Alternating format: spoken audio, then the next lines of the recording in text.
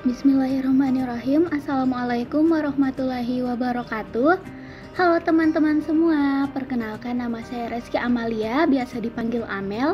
Umur saya 19 tahun, saya lahir di Parepare pada tanggal 23 Oktober 2003. Saya merupakan anak kedua dari dua bersaudara. Bapak saya bernama A.R. Subandi dan ibu saya bernama Halija Malina. Hobi saya mendengarkan musik, memasak, dan menyanyi. Terdapat beberapa teori yang diungkapkan oleh beberapa tokoh yang saya gunakan dalam tugas psikologi perkembangan anak kali ini, antara lain Sigmund Freud dan Jean Piaget. Berikut ini live stream saya, selamat menyaksikan. Masa prenatal. Ibu saya mengandung saya pada usia 37 tahun. Selama mengandung, ibu saya tidak mengalami gejala seperti yang dialami oleh kebanyakan ibu hamil. Hari-harinya berjalan seperti biasanya dan tidak ada keluhan apapun.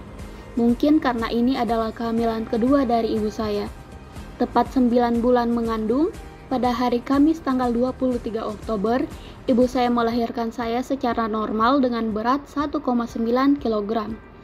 Karena berat badan yang kurang normal ini, saya harus berada dalam inkubator selama 3 hari.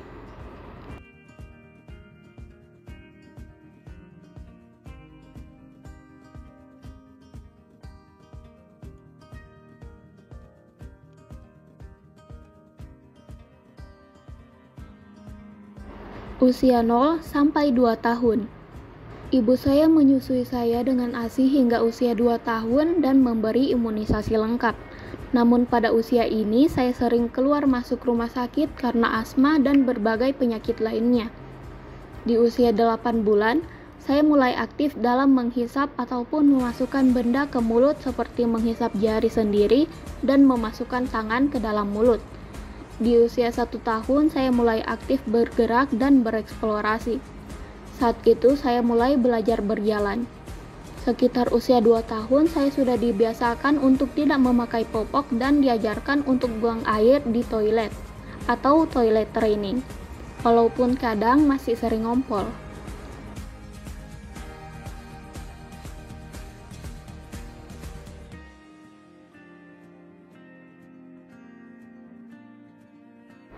Usia 3 sampai 5 tahun. Pada usia ini saya dekat dengan bapak saya dan kita melakukan banyak aktivitas bersama-sama. Contohnya jalan-jalan di sekitar lingkungan rumah tiap akhir pekan atau bermain di mall. Saya juga selalu menelpon bapak saya jika ia terlambat pulang ke rumah. Karena kebanyakan sepupu dan kakak saya adalah laki-laki, jadi saya lebih sering bermain dengan mereka, sehingga membuat kepribadian saya jadi lebih tomboy pada usia ini. Mama saya bilang pada usia ini saya sangat banyak bertanya, sampai-sampai saya diberi julukan khusus dari keluarga.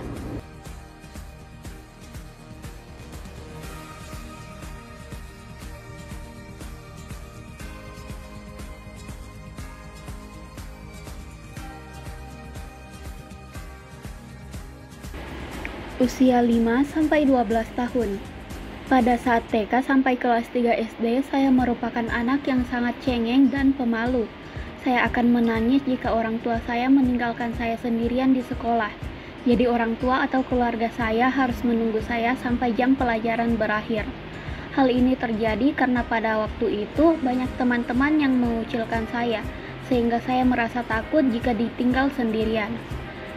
Namun setelah naik kelas 4 SD, saya mulai berteman baik dengan teman-teman sekelas saya dan tidak perlu ditunggu sampai pulang sekolah lagi. Menurut teman saya orang yang tidak suka bermusuhan atau baku bombe karena saya takut tidak punya teman lagi seperti sebelumnya.